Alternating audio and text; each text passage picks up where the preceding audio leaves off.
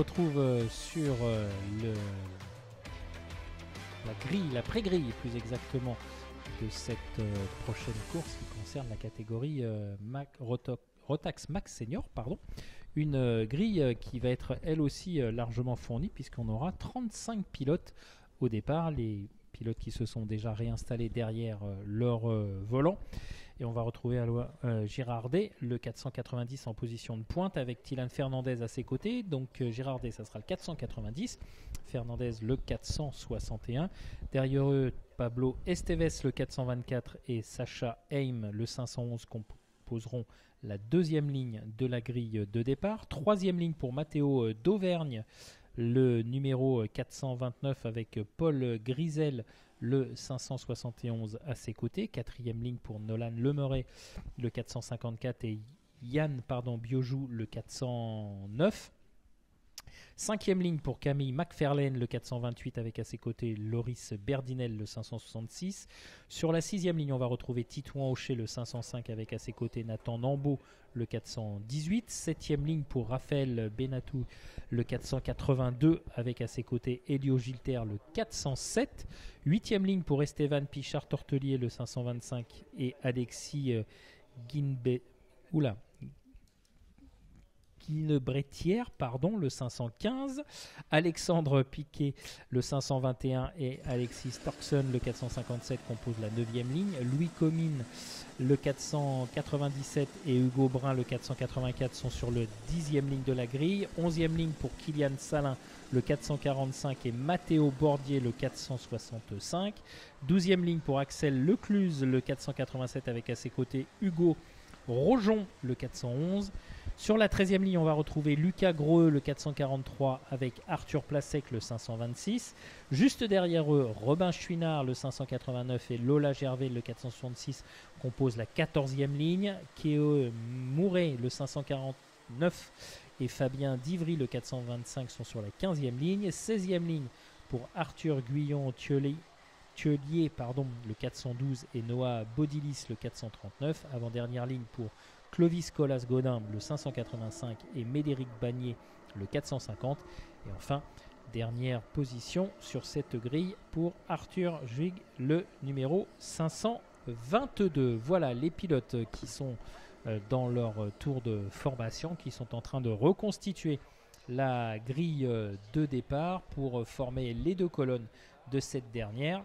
Et ensuite, eh bien, on va se mettre sous les ordres de la direction de course pour s'élancer dans cette manche Rotax Max Senior avec, là encore, 8 minutes et un tour à parcourir pour se départager.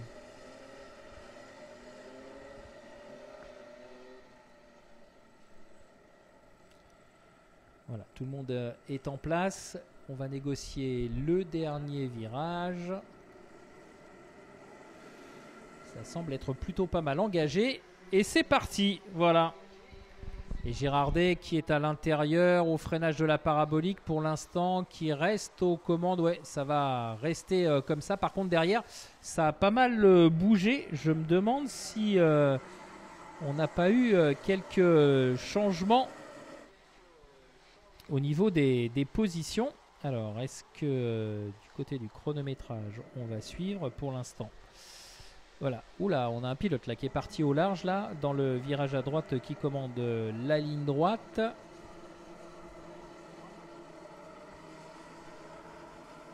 On va attendre le premier passage sur la ligne de chronométrage pour voir un petit peu où tout ça nous mène. Mais si Girardet semble avoir conservé le leadership derrière, ça a dû évoluer.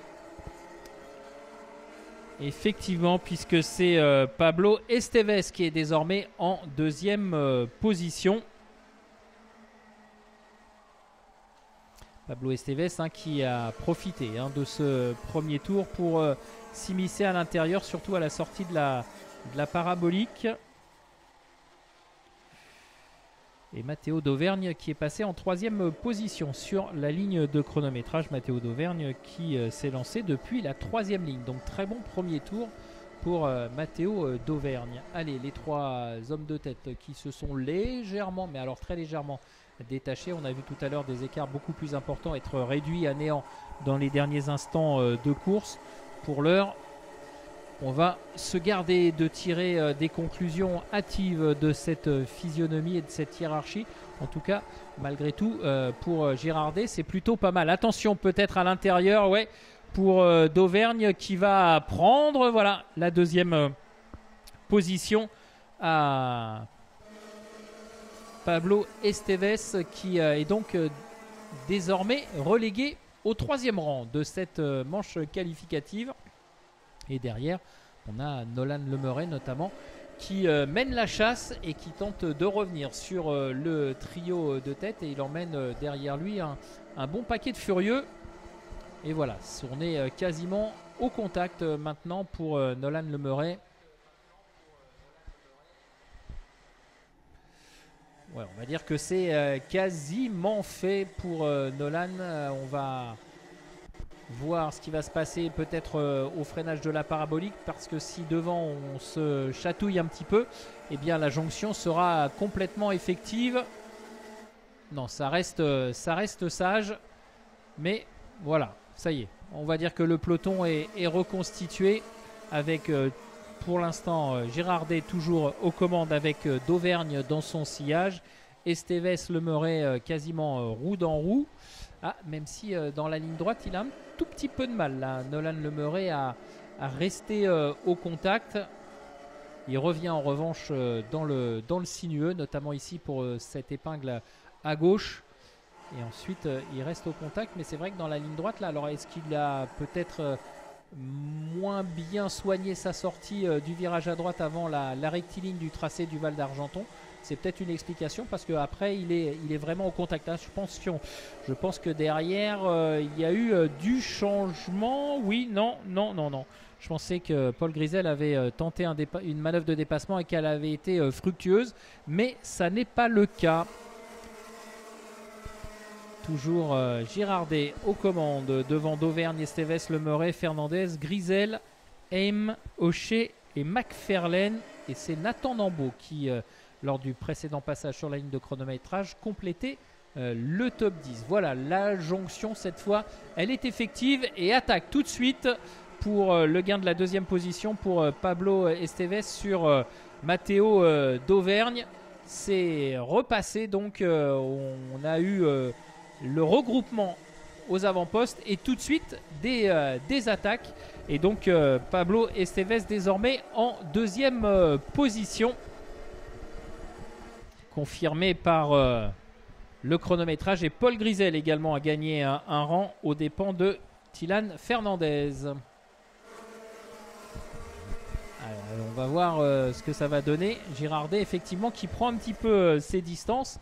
Et je pense qu'il a tout intérêt à le faire, parce que derrière on a l'impression que ça va monter en puissance. Attention au freinage de la rectiligne là, Nolan Lemeret sur Matteo d'Auvergne.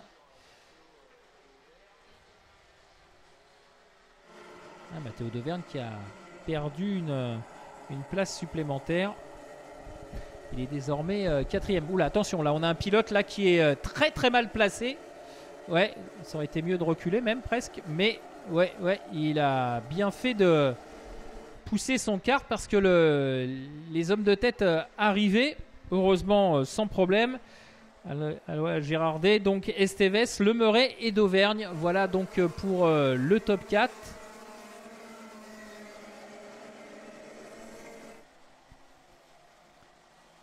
Et le trio qui s'échappe là cette fois. Attention, derrière là c'est chaud entre d'Auvergne et Paul Grisel. Ouais, ça a pas mal bougé là, j'ai l'impression, dans ce tour là pour les poursuivants du trio qui est aux commandes de cette manche. Alors d'Auvergne qui est 4e maintenant et qui va devoir cravacher pour remonter, parce qu'il reste moins de 2 minutes maintenant.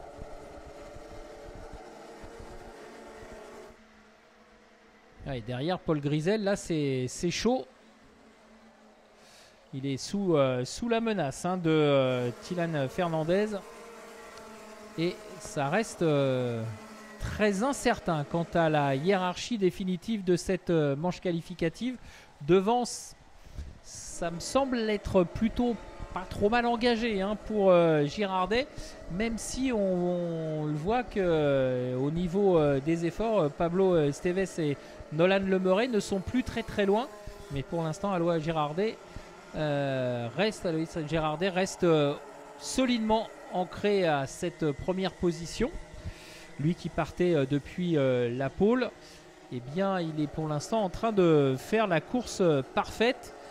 52 secondes, c'est-à-dire qu'il va rester ce tour plus le tour supplémentaire, puisque lorsque l'on va repasser sur la ligne de chronométrage, le temps sera écoulé.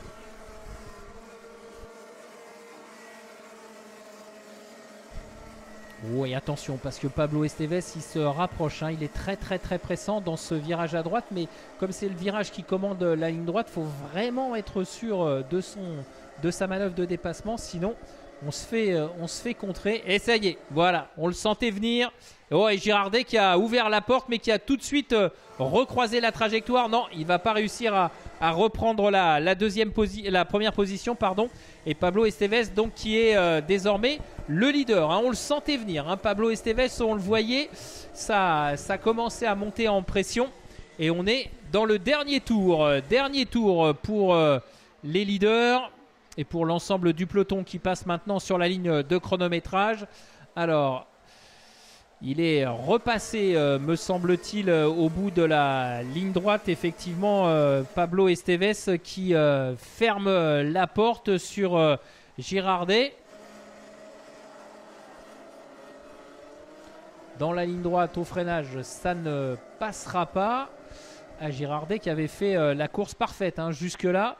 Il va y avoir une dernière opportunité dans ce virage à droite qui commande le retour vers les stands. Mais s'il n'est pas sûr de son coup, il vaut mieux tenir une deuxième position plutôt que de risquer un souci. Ouais, et je pense qu'on va en rester là. Et on va se retrouver avec Esteves, Girardet et Le Meuret dans l'ordre précité pour la physionomie de cette première manche, avec Matteo Dauvergne 4e et Paul Grisel 5e.